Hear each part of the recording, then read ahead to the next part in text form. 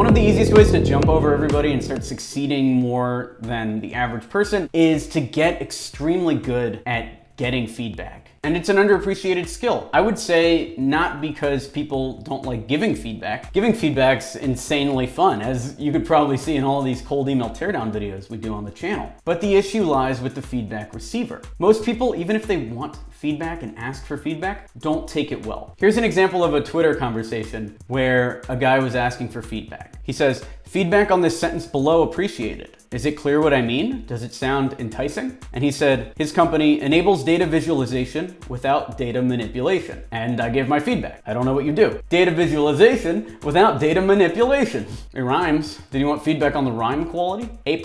But he responded with a link to the website and he said, "I wasn't saying this would be our tagline." And that's an example of how most people take feedback. To him, that probably sounded okay. He was giving feedback to a person that was giving him feedback. But that's a trap that a lot of people fall into. If you want to start asking for feedback, here are two places I found that are insanely valuable to get good feedback. And I'll go through the stories and hopefully we can learn a little bit about how to take feedback as well, how to receive feedback. The first one is ask other team members. I remember back when I was at the agency in New York City, we were selling to these big bankers. They had a gigantic office in downtown Manhattan. We went out to the office and it was one of my first meetings where I was actually selling. So I thought we did great at the meeting. And as we were walking down the street, my boss said to me, "Hey, would you mind if I give you some feedback?" Which I would say is the number one thing to do, right? First, ask if they want feedback. I said yes, and he said, "You shake around a lot." I was shaking my knee a lot at the time under the table. And he said that those kind of nervous habits make somebody look younger and less trustworthy because they didn't have the time or the discipline to get rid of them. And my response to him was,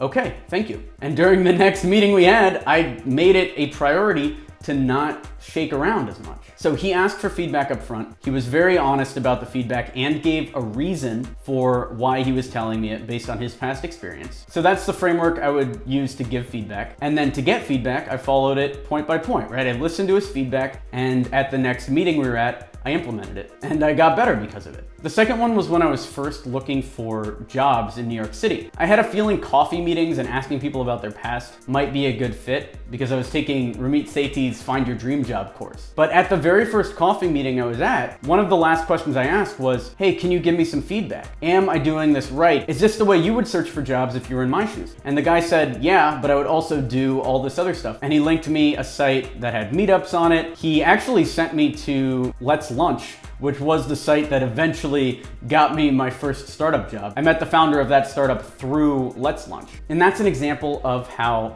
asking for feedback can help you jump the line. I made a profile on Let's Lunch, and a couple days later, Sam London from Vimbly reached out, and I ended up with a job a couple days after that. Never would have happened if I didn't ask for feedback. If you found this video valuable, be sure to share it with a friend or two. We're trying to hit 100,000 subs this year, and every share counts, even if you can just send it to one person. Also, if you need marketing support for your digital agency, check out experiment27.com.